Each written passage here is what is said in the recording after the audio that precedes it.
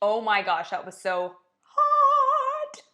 Do you want to know how to make the best mango and avocado salsa?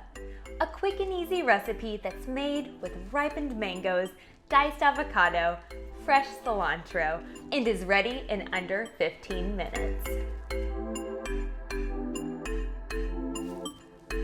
Hey there, I'm London Brazil from evolvingtable.com, where you learn how to make nourishing meals for your loved ones. And today we're going to be making this super easy mango and avocado salsa recipe. After recently learning how easy it actually is to cut into a mango, I have been obsessed with this super sweet summer fruit. When I'm not just grabbing a spoon and digging straight in, I'm tossing it with a little bit of avocado chunks, fresh lime juice, and cilantro to make this super easy salsa recipe. You can serve this up as a dip with a few homemade baked corn tortilla chips, or you can top off your favorite grilled chicken, fish, or even shrimp taco with it. So if you're ready to get to mango salsa making, then come on in and let's get started. One of the best things about this recipe is that you will only need a few very basic and simple ingredients. The first one, of course, being mangoes.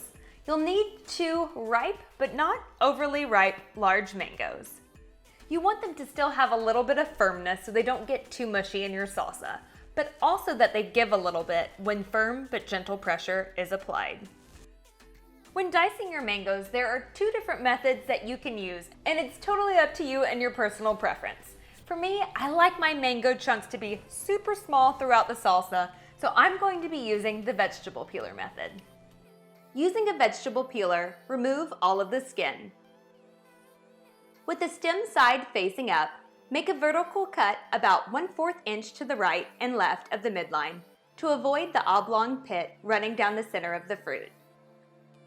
Place mango cheeks flat side down on a cutting board and dice to your desired size.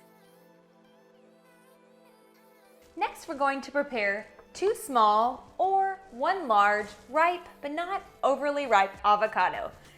A slightly firmer avocado will hold its shape after the dip is mixed together and will store for a few days in the refrigerator if there are any leftovers. Pit, peel, and finally dice the avocado to your desired size. Finally chop 1/2 cup of red onion. Finally chop 1/3 cup of fresh cilantro. Seed and dice 1 to 2 serrano or jalapeno peppers. If you prefer a milder salsa, only use 1 pepper or leave them out completely. If you want your salsa on the spicier side, you can always opt to leave the seeds in or increase the number of peppers used. Since peppers can vary drastically in how spicy they are, you might want to double check their heat level by taking a quick bite. Oh man, that was so spicy. I think I got a seed too. We've been growing ours in our summer garden, so I never know what I'm going to get. The last thing that we're going to need before mixing together all of our ingredients is a little bit of fresh lime juice. If your limes are on the firmer side, roll them on a cutting board while applying some pressure to release the juices. You'll need about 1 large or 2 small limes to get 2 tablespoons of lime juice. Okay, we've got all of those ingredients chopped and ready to go. Now it's just time to mix them all together. For this, you'll want to make sure that you grab a large enough bowl so there's a little bit of extra room at the top for mixing. Add 2.5 cups of diced mangoes, 1 large finely diced avocado, 1/2 cup of chopped red onion, 2 serrano or jalapeno peppers that have been finely diced, and 1/3 cup of chopped cilantro to the bowl. Pour 2 tablespoons of freshly squeezed lime juice over the ingredients, along with 1/2 teaspoon of salt and 1/8 teaspoon of black pepper to taste. Toss ingredients gently until just combined.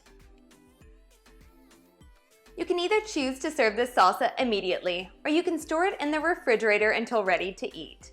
To preserve the freshness and keep the avocados from browning, place a piece of plastic wrap directly on top of the salsa before placing the lid. This salsa will keep well in an airtight container for up to 3 days. Or you could just dig straight in with a big old chip. Oh yeah.